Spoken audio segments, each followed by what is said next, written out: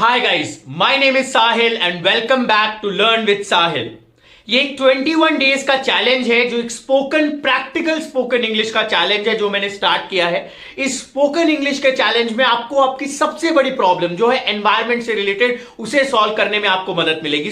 बहुत से स्टूडेंट्स मुझे बोलते हैं सर हम लोग प्रैक्टिस कैसे करें, हमें कॉन्सेप्ट्स आते हैं, हम लोग पढ़ लेते हैं, लेकिन उन्हें प्रैक्टिस करने के लिए हमें एनवायरमेंट नहीं मिलता है। तो उसी के लिए मैंने एक कोर्स स्टार्ट किया है। इस कोर्स में आज हमारा डे 2 है। इस कोर्स में डेली मैं आपको 3 चीजें दे रहा हूं, एक टेक्निक, उसके साथ एक एक्टिविटी और कॉन्सेप्ट।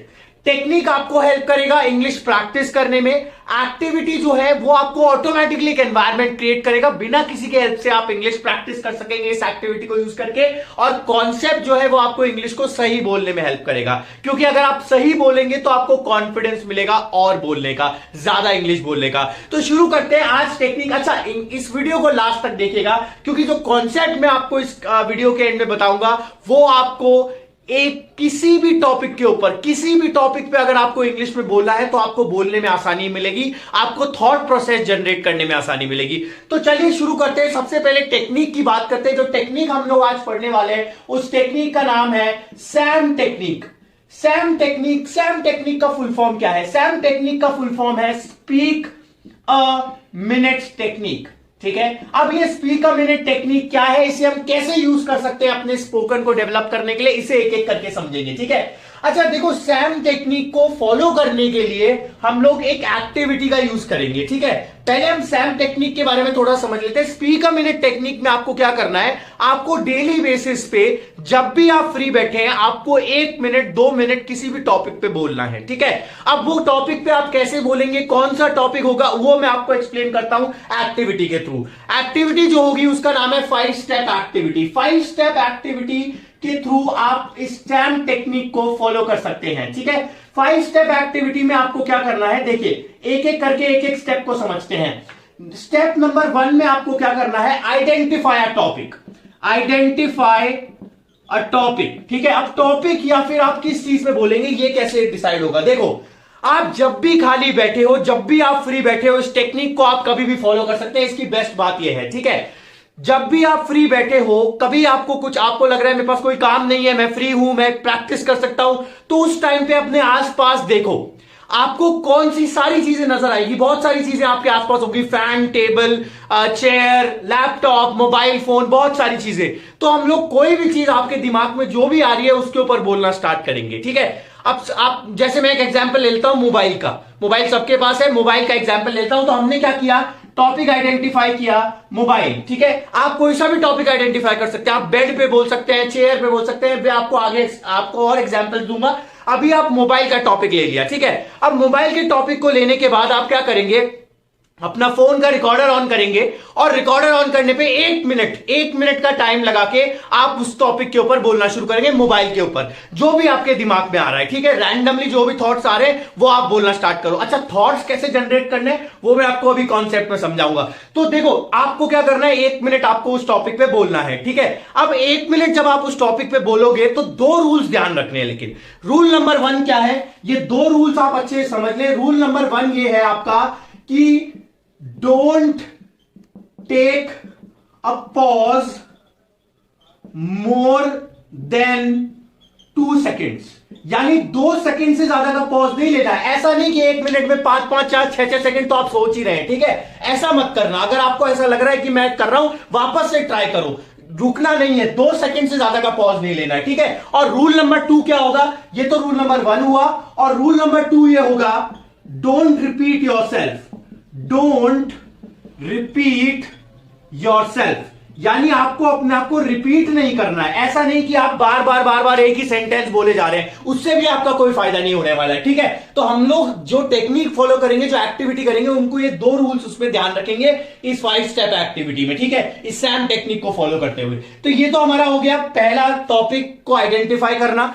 दूसरा आपको क्या करना है, दूसरा स्टेप ये होगा, स्पीक फॉर अ मिनट।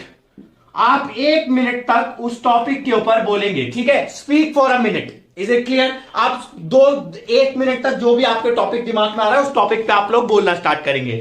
तीसरा स्टेप क्या होगा, तीसरे स्टेप में अच्छा, जब आप बोलेंगे तो आप रिकॉर्ड करेंगे, जैसा मैंने कहा कि आप अपने आप को रिकॉर्ड करेंगे, ठीक है।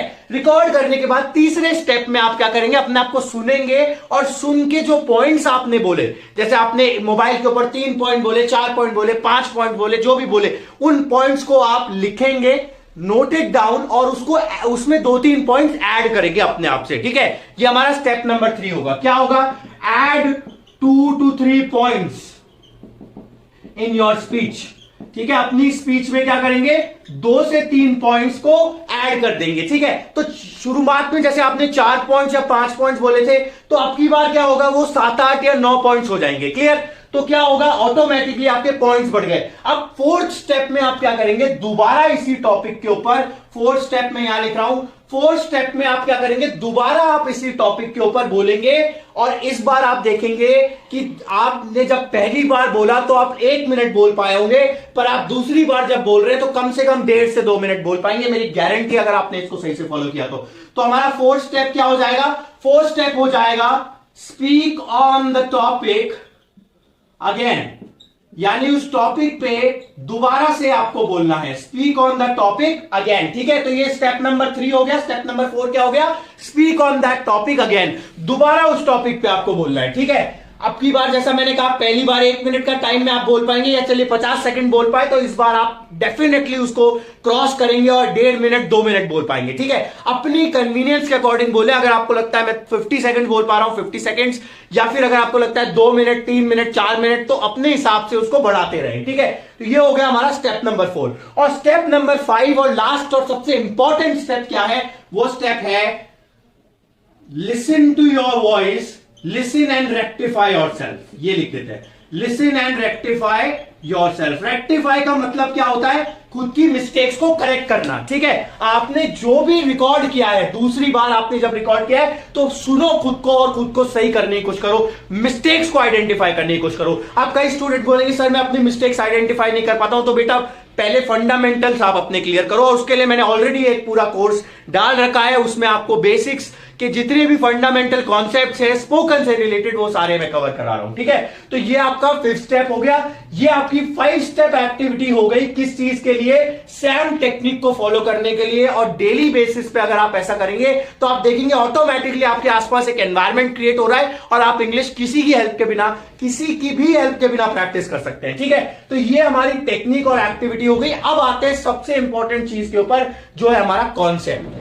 देखो, कॉन्सेप्ट जो मैं आपको समझा रहा हूं ना बच्चे, बहुत इंपॉर्टेंट है, और एक कॉन्सेप्ट है आपके थॉट प्रोसेस को जनरेट करने के लिए, मैनेज करने के लिए।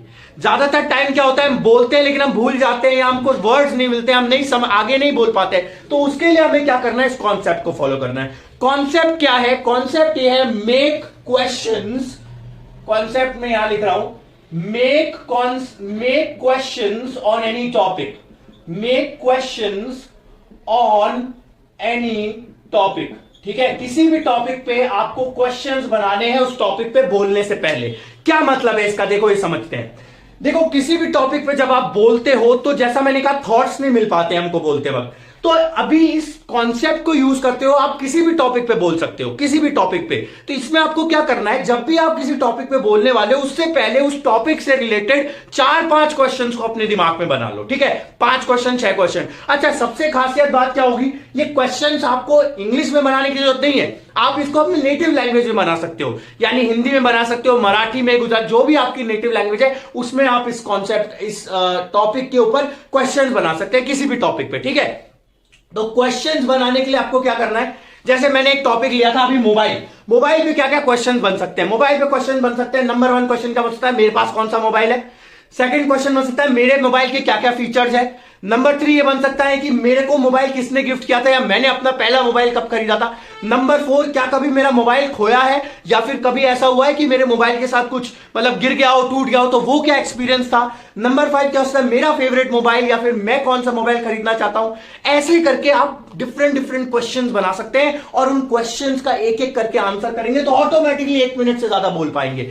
ये एक बहुत इंपॉर्टेंट टेक्निक है या कॉन्सेप्ट है जो मैं आपको समझा रहा हूं, ठीक है। तो इस चीज का ध्यान रखें, किसी भी चीज के ऊपर ये क्यों मैं आपको बोल रहा हूं कि क्वेश्चंस बना लें। देखो, जब भी हम क्वेश्चंस बनाते हैं ना, हमारा जो माइंड होता है ये इस तरह से डिजाइन होता है कि हम सवाल के जवाब तुरंत देना की कोशिश करते हैं। ठीक है, पॉइंट्स में बोलोगे तो उसमें फिर भी अटक जाओगे, लेकिन सवाल का जवाब हम तुरंत देने की कोशिश करता है हमारा माइंड। तो इसी का यूज करते हुए हम लोग, ये कॉन्सेप्ट का यूज करते हुए हम इस एक्टिविटी को फॉलो करेंगे और इस एक्टिविटी के थ्रू हम इस टेक्निक को फॉलो करेंगे। ठीक है, आप इस टेक्निक को, इस एक्टिविटी को और इस कॉन्सेप्ट को किसी भी टॉपिक पे फॉलो कर सकते हैं। अभी हमने मोबाइल का एग्जांपल लिया, लैपटॉप का एग्जांपल ले लो। आप अपने लिविंग, अपने आसपास जो अपने फैमिली मेंबर्स है, अपने मदर, फादर, ब्रदर, सिस्टर, आपके कोई भी अंकल आंट है, उनके बारे में भी आप बोल सकते हो। कैसे क्वेश्चन बनाओगे? जैसे आपके कोई अंकल है, आप अंकल के बारे में बोलना चाहते हो कि मेरे अंकल का नाम क्या है, वो क्या करते हैं, उनका मेरे को कोई मेमोरेबल एक्सपीरियंस जो उनके साथ मेरा रहा होगा, किसी ट्रिप पे मैं गया हूंगा,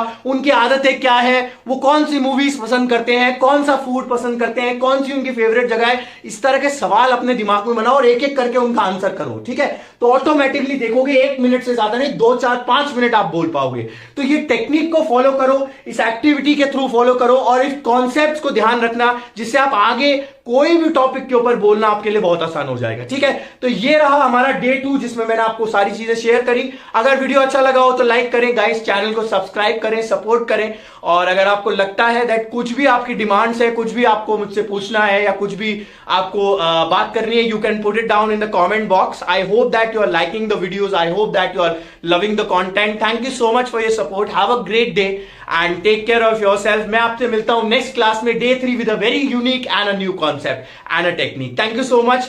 Bye bye. See you in the next class. Thank you. Bye bye.